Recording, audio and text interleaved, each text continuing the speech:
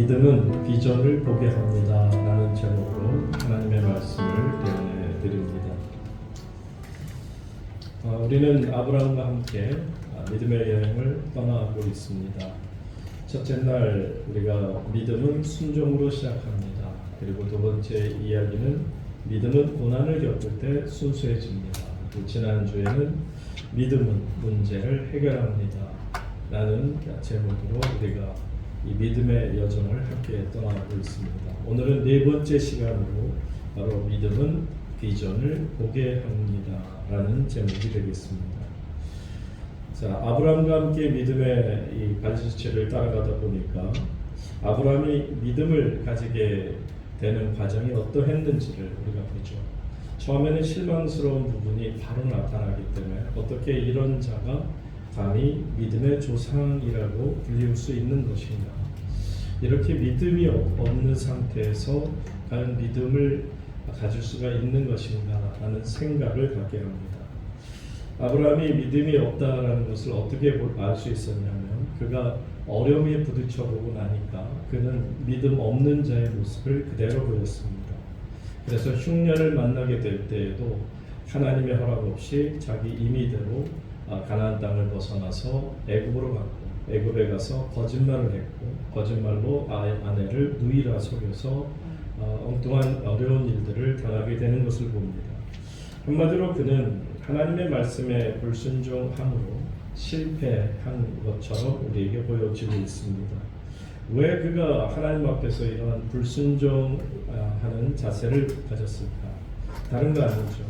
여러 가지 이유로 들 수 있겠지만 한마디로 말씀드리면 아브라함은 아직 믿음이 없었기에, 그래서 하나님을 두려워하기보다는 흉년이 더 무서웠던 겁니다. 흉년이 더 무서웠으니 하나님보다 흉년을 피해서 갈 수밖에 없는 그런 상황인 것을 알죠. 감사하게도 그가 한 번의 실패를 경험합니다만 그것에 많은 깨달음을 갖게 된 이 아브라함이 이제 지난번에 보시는 것처럼 두 번째 갈등이 오게 될 때, 그 롯과의 관계 속에서 다툼이 일어나게 될 때 그가 그 일을 처리하는 것을 보면서 아브라함이 어느 정도 믿음이 아주 희미하게나마 생기기 시작하고 있구나 라는 것을 우리가 깨닫게 되었습니다. 왜냐하면 믿음 없이는 그가 자기의 것을 포기할 리가 없었기 때문입니다. 이 아브라함은 남의 것을 도둑질하는 자는 아닐지 몰라도 적어도 자기 손에 쥐어진 것을 빼앗길 만한 위는 아닙니다. 그러니까 요즘 여러분도 아시겠지만 살다 보면 내 것을 놓치기 싫어서 자기 중심적인 삶을 살아가는 사람들이 얼마나 많습니까? 자기 중심적인 사람들 옆에 서면 다른 모든 사람들이 피곤해질 수밖에 없어요. 왜냐하면 내 생각하고 내 이기적인 이야기만을 계속하다 보면 듣는 사람들이 피곤해질 수밖에 없는 것이죠. 아브라함도 그런 사람이었습니다. 그럼에도 불구하고 그랬던 그 아브라함이 자신의 것을 놓고 지난주 마지막 절에 갔을 때 어떤 말씀이 나옵니까? 아브라함이 롯에게 이르되 우리는 한 친족이라 나나 너나 내 목자나 네 목자나 서로 다투게 하지 말자. 네 앞에 온 땅이 있지 아니하냐? 나를 떠나거라. 네가 좌하면 나는 우하고 네가 우하면 나는 좌하리라. 믿음이 없으면 이런 사고방식이 있을 리가 없습니다. 말씀드렸잖아요. 아브라함의 성격이 이렇게 좋은 사람도 아닙니다.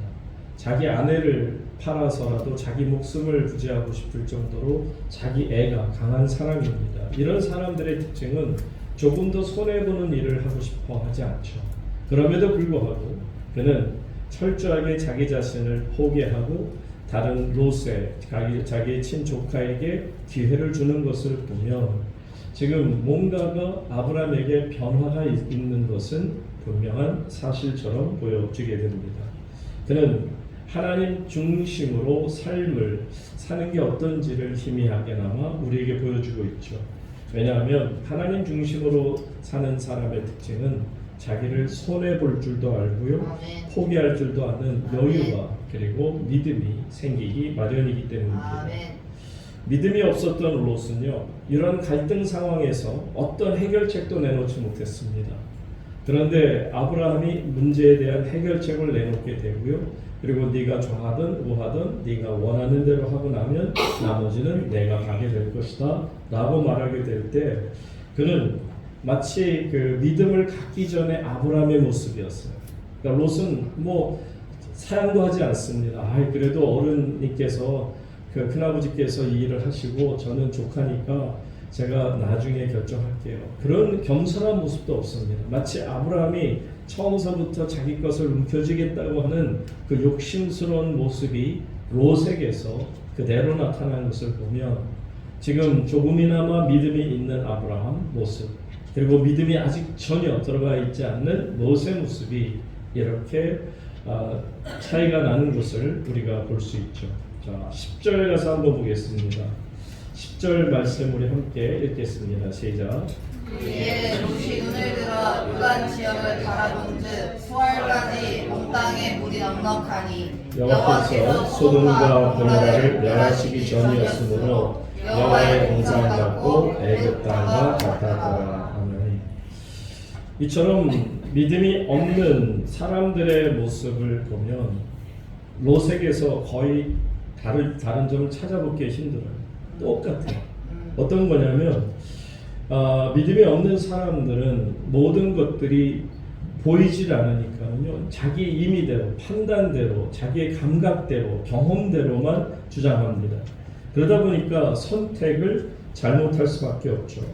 왜 선택을 잘못하는지를 말씀을 통해 우리가 봅니다. 세 가지 이유가 있어요. 어떻게 보면 이게 주님을 모르는 자들의 모습일 겁니다. 세 가지 분명한 이유가 있는데 첫 번째 이유는 뭐냐면 여기에 뭐가 넉넉했더라? 물이 넉넉했다.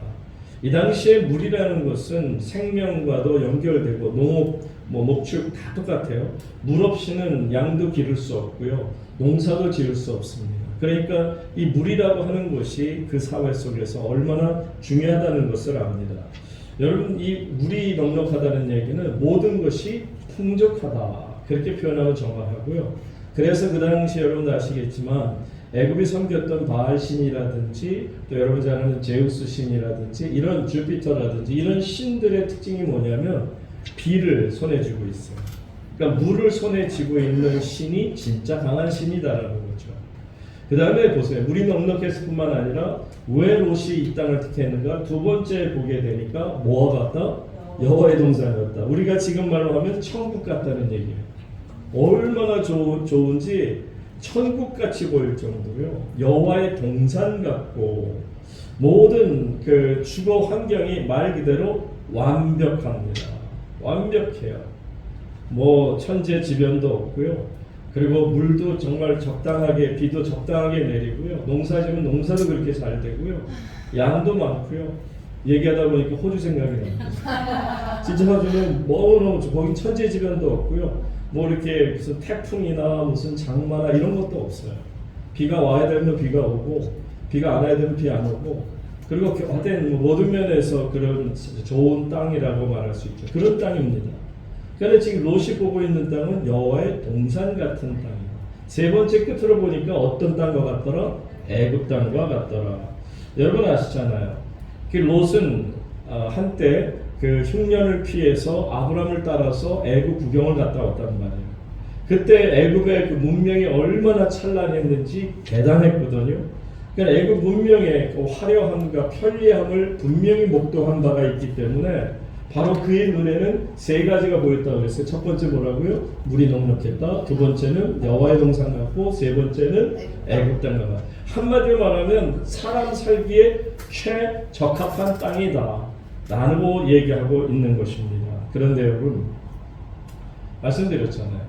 이거는 세상 사람들이 보는 관점은 이것밖에 없어요. 이 세 가지만 있으면 사람들은 완벽하다고 얘기합니다. 그런데 성경에서 이렇게 말씀을 하고 있지만 그 앞에 10절 세 번째 줄에 보세요. 뭐라고 되어 있어요?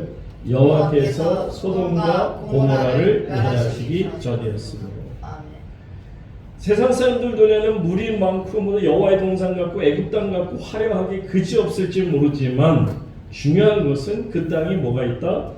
역사적으로 가장 무서운 심판을 받는 소돔과 고모라가 있는 곳이다 라는 것을 알지를 못한 것입니다.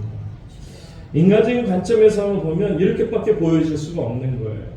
눈에 보이기에 좋은 것만 택하다 보면 이렇게 따라갈 수밖에 없는 겁니다. 그러므로 사랑하는 여러분, 눈에 보이는 것만 좋다 따라다니지 않기를 주의 이름으로 축원합니다. 아멘. 여러분 눈에 화려하게 보이는 것, 그럴듯하게 보이는 곳에는요 항상 함정이 숨어있기 마련입니다. 아멘. 롯은 이처럼 눈에 보기에 좋은 것을 따라갔습니다. 자, 11절 계속 보세요. 11절 말씀 이렇게 따라갑니다. 다 같이 읽습니다. 시작. 그러므로 그들이 나는 지역을 택하고 도로 옮기니 그들이 서로 떠난지라. 아멘. 결국 롯은 무엇을 택했느냐면 하나님을 택한 게 아니라 자기의 눈을 택한 겁니다. 그래서 세상을 택해서 세상으로 나아가는 것을 말하고요. 한마디로 사람의 어떤 행복 조건 세 가지가 딱 들어맞는다 생각한 거예요. 모든 게 넉넉하다. 여호와의 동산, 애굽 땅과 같이 기가 막히게 발전돼 있다. 그것만을 보고 행복의 조건을 찾아간 그 안타까운 모습입니다. 근데 여러분, 모든 선택에는 책임이 따르기 마련입니다. 요즘에도 뭐 좋은 그 카피들이 있지만 그 회사에서 특히 골드스타 옛날 금성사 할 때 순간의 선택이 10년을 좌우합니다. 그게 얼마나 굉장히 충격적으로 이렇게 좋은 문구였는지 어렸을 때 본 건데도 지금까지도 그 문구가 기억이 나잖아요. 이처럼 선택을 지금 하고 있지만 나중에 10년 후, 20년 후의 결과는 그거는 본인의 책임으로 따라오게 될 것이다 라는 것을 우리에게 분명히 보여줍니다. 롯은 순간의 선택을 잘못했습니다. 눈에 보여지는 것만을 그것만이 전부라 생각하고 택했기에 거기에 대한 책임이 있음을 우리가 알게 되죠. 자, 계속 성경에서 그런 역사가 있음을 보게 되고요. 12절 계속 보게 됩니다. 12절 다 같이 읽습니다. 시작. 아브라함은 가나안 땅에 거주하였고 롯은 그 지역의 도시들에 머무르며 그 장막을 옮겨 소돔까지 이르렀더라. 자, 문제가 생기기 시작합니다. 아브라함은 어디에 머물렀고 가나안 땅에 머물렀다. 당연하죠. 가나안 땅에 머물러야죠. 하나님께서 그로 하여금 가나안 땅으로 가라 했으니 그곳에 머무는 것이 하나님의 사람으로서 당연한 겁니다. 왜요? 하나님의 말씀이 있었잖아요. 하나님의 약속이 있었기 때문에 그는 그 땅을 떠나지 않고 하나님 안에서 순종하는 모습을 보이기 시작합니다. 한마디로 말하면 역시 지금 아브라함이 뭔가 좀 달라지고 있어요. 그죠? 믿음이 막 조금 생겨나는 모습이 어떻게 보면 참 좋아 보입니다. 그런데 비해서 롯은 어떻다고요? 아직 전혀 믿음이 없으니 이 믿음이 없는 롯은 그저 눈에 보이는 세상과 물질을 따라 인간의 행복이 있을 거라 추구하며 나아가는 것을 보게 됩니다. 그런데 여기 마지막 절에 보시게 되면 마지막 부분에 그 장막을 옮겨 어디까지 이르렀더라? 소돔까지 가게 되는 거예요. 여러분, 물질을 택하고 자기의 욕심을 따라가다 보면 어디까지 간다? 소돔까지 가는 거예요. 말 그대로 지옥까지 갈 수밖에 없는 겁니다. 어쩌면 롯도 처음부터 이 소돔으로 갈 생각이 있었는지는 모르겠어요. 아마 없었을 수도 있겠죠. 아마 거기까지는 생각을 못했지만 여러분, 결론이 그래요. 여러분들이 눈에 보이는 대로 보기에 좋은 대로 따라가다 보면 그 결론이 뭐라? 소돔이에요. 그러니 여러분, 소돔으로 가서는 안 되기 때문에 예수님께서도 이 땅에 계시는 동안에 우리에게 주신 말씀 가운데 어디로 들어가기 힘써라? 좁은 문으로, 좁은 길로 들어가기를 힘쓰라고 말씀합니다. 넓은 길은 사람들이 많이 찾지만 그 길의 끝은 뭐라? 패망이라고 하는. 그 넓은 길의 끝은 멸망입니다. 그러나 좁은 길은 비록 협소하고 우리가 지나가기가 불편할지라도 그 좁은 길의 끝은 바로 영원한 하나님 나라가 될 줄로 믿습니다. 당연히 눈으로 보면, 롯의 눈으로 볼 때 당연히 소돔 가는 길은 넓은 길이었을 거예요. 그죠? 당연히 넓은 길이죠. 모든 게 완벽하게 보였으니 말이죠. 그러니까 그들이 정말 하나님 앞에서 지금 믿음이 있는 아브라함의 모습과 믿음이 전혀 없는 롯의 모습이 이렇게 다르다는 것을 우리가 비교해 볼 수 있는데, 자, 13절 보세요. 왜 이 롯이 소돔까지 가게 된 것이 얼마나 큰 문제냐면 다 같이 읽습니다. 소돔 사람은 여호와 앞에 악하며 큰 죄인이었다. 바로 이게 문제라는 거예요. 항상 화려한 것, 눈에 보이기 좋은 것은요, 그 뒤에는 항상 죄가 웅크리고 있어요. 아멘. 결국 넓은 길 끝에는 멸망이 기다리고 있다는 겁니다. 아멘. 그러므로 좁은 길로 들어가게 애쓰라는 주의 말씀대로 순종할 수 있기를 바랍니다. 아멘. 불편하다고요? 불편한 게 불행한 것은 아니잖아요. 우리가 불편한 일이 있더라도요, 그것을 감내하다 보면 마침내 영원한 구원의 반석에 서게 될 줄로 믿습니다. 아멘. 그러니까 여러분은 매일매일 어디에다가 기준을 두고 여러분들이 선택을 하며 살고 있는가를 한번 스스로를 생각해 보세요. 나는 지금 아브라함의 선택을 따르고 있는지 아니면 롯의 선택을 따라가고 있는지 말입니다. 14절 말씀 보세요. 이처럼 하나님 안에서 이제 그 롯은 자기 마음대로 떠납니다. 다 같이 읽습니다. 14절 시작. 롯이 아브라함을 떠난 후에 여호와께서 아브라함에게 이르시되 너는 눈을 들어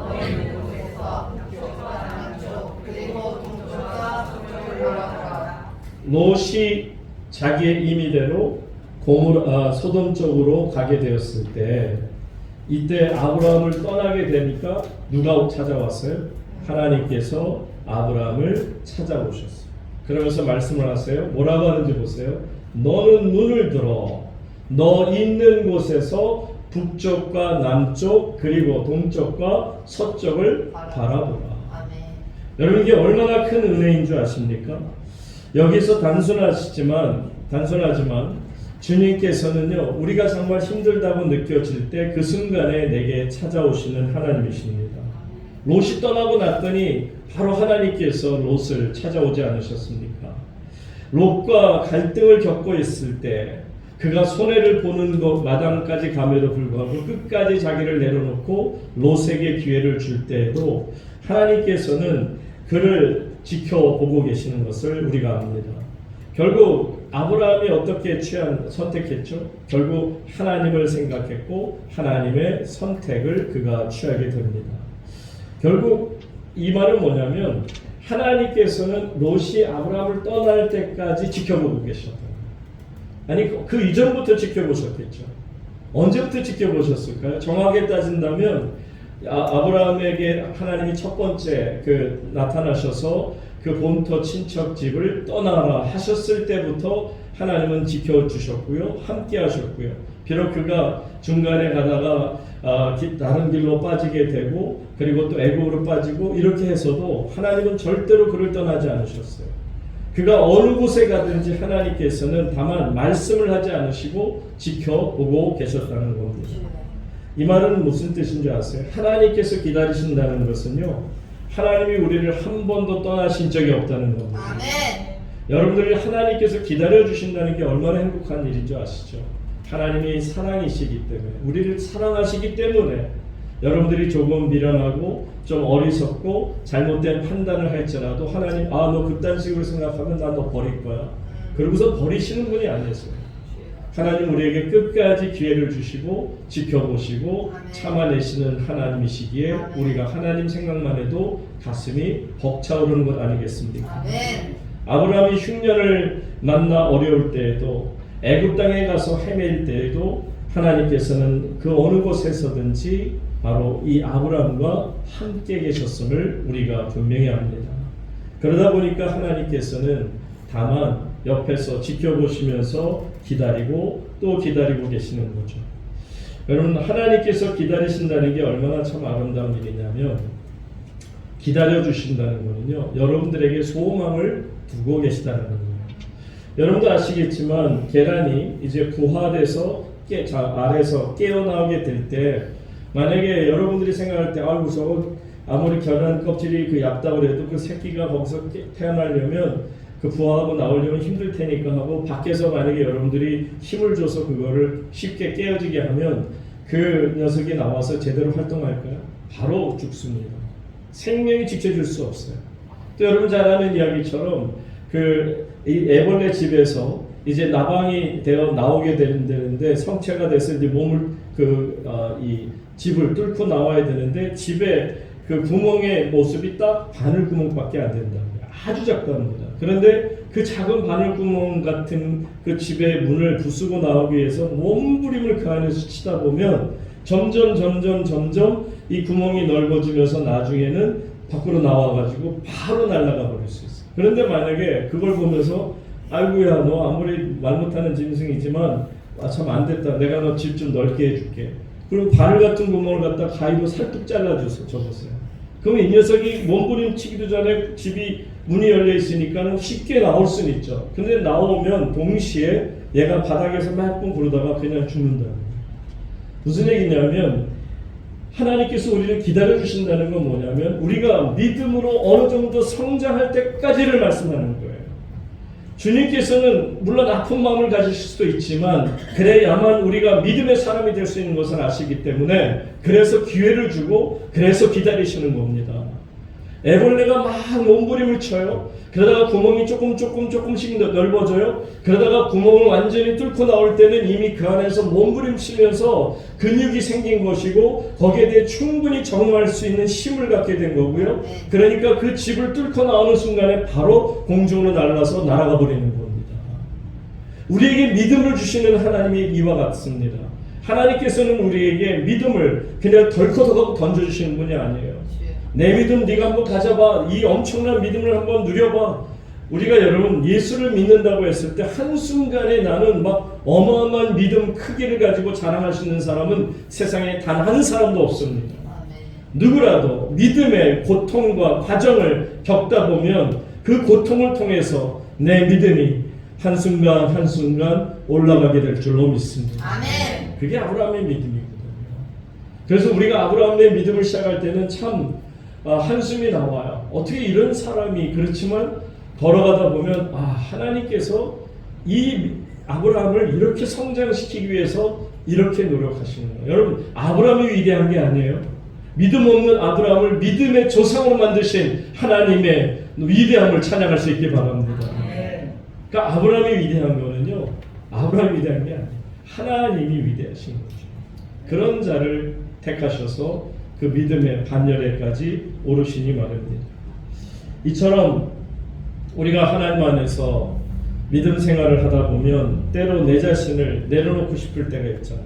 그래도 끝까지 예수님 생각하며 참고 또 참다 보면 어느 순간 내 앞에 하나님의 길이 열려지게 되는 순간이 오게 될 줄로 믿습니다. 자, 이렇게 하나님 안에서 지금 믿음이 있는 사람 아브라함의 모습을 보여주고 있어요. 믿음이 없는 롯의 모습이 아닌 정말 롯이 아브라함을 떠나고 났더니 하나님께서 그에게 나타나셨다는 얘기는 뭐냐면 등을 꽉 이렇게 꼭 품에 안아주시는 거예요. 그래서 등을 두들기면서 아브라함, 야, 너 진짜 멋지게 됐는데? 너 전에는 이런 모습이 없는데, 야, 너 많이 달라졌다. 하나님께서 아마 칭찬과 격려를 등을 두들기면서 아브라함, 너 진짜 멋지다. 그렇게 하시면서 하시는 말씀이 너 이제 봐. 눈을 들어서 너 있는 곳에서 동서남북 다 바라봐. 다 바라봐. 그리고 하나님께서는 그에게 비전, 곧 영어로는 visionary죠. visionary라는 뜻은 예언자라는 뜻도 있지만 꿈을 가진 자를 말합니다. 비전을 가진 사람을 visionary라고 해요. 하나님께서는 이 아브라함을 visionary로 만들어 주신 겁니다. 여러분 사도 바울이 visionary잖아요. 사도 바울에게는 어떤 비전이 있었습니까? 예수님의 비전이 사도 바울의 비전이에요. 예수님께서 그를 만나 주심으로 그에게 비전을 주신 겁니다. 그래서 그는 그 예수님을 만나기 전까지만 해도 유대인들 아니고서는 이방인들하고는 상종도 해서는 안 된다고 생각했어요. 왜요? 그들은 개와 같다고 생각했거든요. 그런데 예수님의 비전이 나의 비전이 되고 나니 온 세상 끝까지 이르러 복음을 증거하기를 원했던 거죠. 여러분 보시지만 사도 요한도 마찬가지예요. 사도 요한에게도 하나님께서는 그에게 비전어리를 만들어 주십니다. 비전을 허락해 주십니다. 그가 반모섬에 유배지에 갔을 때 보세요. 황량하게 그저 없습니다. 버려진 땅입니다. 그런데 기도하는 중에 하나님께서 그에게 비전을 보여주기 시작합니다. 하늘문이 열립니다. 이리로 올라오라는 음성까지 들려줍니다. 그러면서 하나님께서는 새로운 하나님 나라의 비전을 보여주기 시작합니다. 하나님 보좌 우편에 어떤 놀라운 역사들이 일어난지를 보여주십니다. 여러분 그것에 대한 기록이 바로 요한계시록 아니겠습니까? 이처럼 하나님께서는 하나님의 사람들의 비전을 눈을 열어 비전을 보게 하십니다. 마틴 루터, 칼빈 이런 분들이 한때는 캐톨릭의 신부로서 수고했지만 하나님께서는 그들로 하여금 성경을 읽고 예수를 만나는 끝에 종교개혁의 눈을 뜨게 합니다. 종교개혁의 비전을 갖게 하신 것을 말하죠. 비전어리가 되는 겁니다. 허드슨 테일러 같은 분은 영국 문화 속에서 자라났지만 하나님께서는 그의 비전을 열어주시면서 결국 넓은 광활한 대륙 중국을 향해 마음에 품고 비전을 가지고 중국 선교의 문을 열게 합니다. 여러분 또 아시는 윌리엄 캐리 같은 분은 그 큰 땅 인도를 마음에 품고 비전을 가지고 그 캄캄한 어둠의 땅에 가서 그리스도의 복음을 증거하게 하지 않습니까? 여러분 이처럼 내 이성과 경험과 상식을 뛰어넘게 하시고 하나님의 생각, 하나님의 꿈, 하나님의 환상을 우리에게 주시는 것, 이것이 바로 비전이라는 겁니다. 믿음은 우리로 하여금 비전을 열어주시는 것을 여러분들이 아셔야 됩니다. 아브라함은 믿음을 통해서 비전을 갖게 됐죠. 자, 너 있는 곳에서 눈을 들어봐라. 동쪽, 서쪽, 북쪽, 남쪽 다 쳐다봐라. 그러면서 15절 다 같이 읽습니다. 15절. 보이는 땅을 내가 나와 네 자손에게 주리니 영원히 이르리라. 지금 말씀하시잖아요. 보이는 땅을 내가 너와 네 자손에게 줄 터인데 영원히 이어지게 될 것이다. 사랑하는 성도님 여러분, 하나님께서 지금 아브라함의 믿음이 어느 정도는 이제 가지게 되었다는 것을 아시게 될 때 그를 칭찬하고 등을 두들기고 참 양보 잘했다. 가나안 땅을 떠나지 않으니 정말 고맙다. 롯도 그랬죠. 롯도 만약에 큰아버님 아무리 그래도 저는 가나안 땅으로 목적지를 두고 하나님이 보내셨으니 여기서 떠날 수는 없지 않습니까? 당연히 믿음이 있는 자라면 그런 이야기를 했겠죠. 어쨌든 그는 모든 것을 이제 포기했으나 지금 아브라함은 하나님 앞에서 하나님이 보여주시는 비전을 드디어 갖게 되는 것을 말합니다. 네가 본 이 온 땅을 어떻게 하겠다? 너와 네 자손에게 줄 터인데 영원히 이르도록 줄 것이다. 자, 16절 계속 봅니다. 16절 다 같이 읽습니다. 시작. 내가 네 자손이 땅의 티끌 같게 하리니 사람이 땅의 티끌을 능히 셀 수 있을진데 지금 이처럼 하나님께서는 동서남북을 보게 하시고 비전을 주신 다음에 축복을 주시는 거예요. 근데 그 축복의 한계가 없다는 거예요. 인피니티. 그 한계가 무한한 것을 말합니다. 하나님께 주시는 복은 여러분 이 땅에서 셀 수 없는 놀라운 하늘의 영원한 복인 줄로 믿습니다. 계속 17절 말씀을 보세요. 17절 다 같이 읽습니다. 시작. 너는 일어나 그 땅을 종과 내가 그것을 내게 주리라. 아멘. 아브라함은 하나님께서 보여주시는 동서남북을 향해서 발걸음을 옮기게 되고요. 밟는 모든 것들이 하나님께서 내게 주신 땅이라는 것을 알게 되고 믿게 되는 것을 말합니다. 이처럼 아브라함은 하나님 안에서 믿음이 생기기 시작하면서부터 하나님께서 보여주시는 비전이 분명히 있었다는 것을 우리가 알 수 있는 거죠. 자, 18절 보세요. 비전이 있는 사람이 하는 일이 뭔가를 봅니다. 18절 다 같이. 이에 아브라함이 장막을 옮겨 헤브론에 있는 마늘의 상수리 숫불에 이르러 거주하며 거기서 여호와를 위하여 제단을 쌓더라. 지금 아브라함은 동서남북을 다 보았어요. 걷기도 합니다. 하나님이 보여주신 놀라운 비전을 이제는 마음에 품습니다. 여러분 비저너리, 그 비전을 갖고 있는 사람의 특징이 뭐냐면 비전을 갖고 있어요. 하나님이 보여주신 게 어마어마해요. 그렇지만 하나님께서 머물러 하는 곳에 머물러 그의 눈은 이미 하나님 나라 안에서 사람이 상상할 수 없는 놀라운 광경을 다 하나님이 보여주시고 그거를 마음에 갖고 있어요. 이게 비전입니다. 그런데 보세요. 그가 어디에 머물러 있더라? 헤브론에 있는 마물의 상수리 숲풀에 이르러 거주했다라고 되어 있습니다.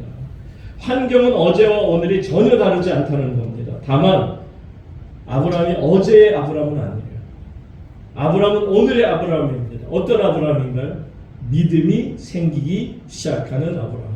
그 믿음 가운데 비전을 허락하셔서 이제는 전에는 볼 수 없던 것을 보게 된 아브라함. 그러니 어떻게 어제와 오늘이 똑같을 수 있습니까? 어제의 모습이 아닙니다. 오늘의 모습은 이제는 하나님 안에서 예를 들면 이런 거죠.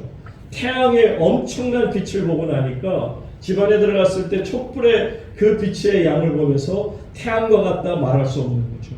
태양빛을 보고 나니까 와 이게 얼마나 대단한 걸 알고 나니 집안에 들어갔을 때 촛불을 보면서 정말 부족하게 느끼는 거죠. 그럼에도 불구하고 그 안에서 하나님이 보여주신 그 놀라운 비전을 가지고 있기에 마음으로 하나님의 거룩함으로 가득 차는 것을 보여주는 겁니다.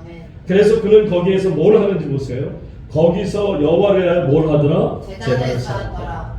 사랑하는 성도님 여러분, 믿음이 있는 사람은 비전을 보게 되고 비전을 갖게 된 비전이가 되면 그 사람들의 특징은 예배자가 되어야 된다. 아멘.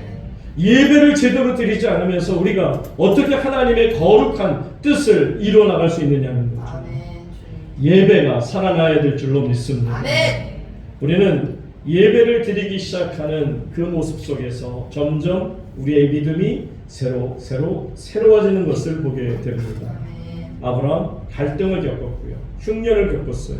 손해를 많이 본 것처럼 보여져요. 그러나 그는 순간순간 하나님 곁으로 한 걸음 한 걸음 나아가는 비전어리의 모습을 우리가 볼 수 있어요. 여러분 이 비전이 없으면 여러분 온전한 신앙생활을 할 수가 없어요. 잠언 보세요. 잠언 말씀에 보면 29장 18절 말씀 다 같이 한번 읽습니다. 시작. 묵시가 없으면 백성이 방자히 행하거니와 율법을 지키는 자는 복이 있느니라. 뭐가 없으면 백성이 방자히 행한다고요? 묵시. 그냥 쉽게 비전이라고 보시면 좋겠어요. 하나님이 내게 보여주시는 이 비전이 없으면 백성들은 방자히 행한다. 방자히 행한다는 게 뭐예요? 한마디로 말하면 어려운 게 없어요. 두려운 게 없어요. 영어로 표현하게 되면은 한마디로 어떤 이 질서 속에 들어가지를 못하고요. 자기가 마음대로 자기가 하고 싶은 대로 하면서 사는 것을 말합니다. Cast off restraint라고 되죠. 한마디로 restraint, 질서가 없는 거, 질서에서 그냥 완전히 벗어난 것을 말합니다. 이게 방자하다는 거예요. 방자라는 것은 자제력과 신중함을 완전히 잃어버린 상태를 말합니다. 도대체 비전이 무엇이기에 비전이 없는 사람은 자제력을 잃어버리고 신중함을 잃어버린 채 경고망동하며 방자에 행하며 살게 되느냐는 거예요. 비전이라는 것은 말씀드린 것처럼 롯이 보는 그 눈으로 보는 것을 말하는 게 아니에요. 바로 이 비전, 믿음의 눈으로 볼 수 있는 비전인 줄로 믿습니다. 볼 수 있어야 돼요. 우리는 우리의 눈이 열려서 볼 수 있어야만 그래야만 우리는 하나님의 거룩한 뜻을 이뤄나갈 수 있지 않나요? 먼저도 말씀드린 것처럼 요즘 현대 비행기가 워낙 시스템이 좋잖아요. 그래서 비가 엄청나게 오는 그 일기 가운데서도 비행기가 충분히 뜨고 내려요. 웬만한 돌풍이 불어도 비행기가 뜨고 내리는데 큰 문제 없어요. 그런데 비행기가 딱 못 뜨고 못 내릴 때가 있어요. 만약에 이거만 있게 되면은 비행기가 왔다가도 다른 곳으로 돌아가거나 아니면 공중에서 선회를 하며 기다려야 돼요. 안개 낄 때입니다. 참 신기하죠? 안개가 보면 별것도 아닌 것 같은데 활주로에 그 불이 쫙 들어오게 되어 있는데 그 활주로에 불이 들어오는 게 보이지 않으면 그 가시가 뭐 몇 미터라 그러던데 그 가시가 몇 미터가 되지 않으면 비행기가 아무리 날씨가 아무리 좋고 뭐 위에 태양이 뜨고 바람 하나 없어도요 그 좋은 비행기가 최첨단의 비행기가 내리지를 못해요. 뜨지도 못해요. 한마디로 뭐냐면 보이지 않으면 아무것도 할 수 없다는 것을 말합니다. 아멘. 저는 여러분들의 눈이 열려지기를 주의 이름으로 축복합니다. 아멘. 하나님 안에서 우리가 기도하다 보면 하나님의 뜻을 알게 되잖아요. 아멘. 그게 저는 비전이라고 생각해요. 아멘. 하나님의 계획, 하나님의 생각, 하나님의 꿈, 하나님 우리에게 주시는 말씀, 이 모든 것들이 여러분들 전에는 볼 수 없었지만 이제는 볼 수 있는 눈이 열려지기를 축복합니다. 아멘. 이런 면에서 보면 지금 아브라함이 점점 변화되고 있는 모습이 신기할 정도입니다. 한마디로 이제 네 번째 믿음의 이야기를 마치면서 보게 되면 아브라함의 믿음이 조금씩 성장하고 있구나.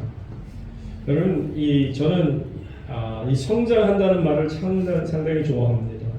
그리고 특별히 그 점진적인 프로그레시브하다고 그러죠. 점진적이라는 말이 저는 너무 좋아요.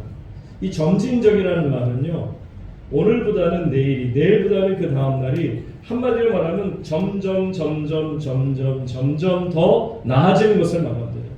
프로그레시브하게 우리는 점진적으로 한 걸음 한 걸음씩 하나님께로 올라가게 될 줄로 믿습니다. 다만 믿음이 있고 그 믿음을 통해 비전을 가진 사람만이 가능합니다. 비전이 열리지 않은 사람은요, 하나님 앞에 회개하며 기도해야 돼요. 하나님, 내 눈을 열어 하나님의 거룩한 뜻을 보게 하소서. 내 눈을 열어 하나님의 영광을 보게 하여 주시옵소서. 하나님, 내 미래를 열어주시고 하나님이 원하시는 것을 내게 분명히 보여주시기를 원합니다. 이 종이 순종하겠습니다. 여러분, 이게 믿음이라고 저는 생각해요. 여러분들이 아브라함처럼 지금보다는 앞으로 점점 시간이 가면서 하나님 앞에서 성장해 가는 비전의 사람이 되시기를 주의 이름으로 축복합니다. 아멘. 기도하겠습니다.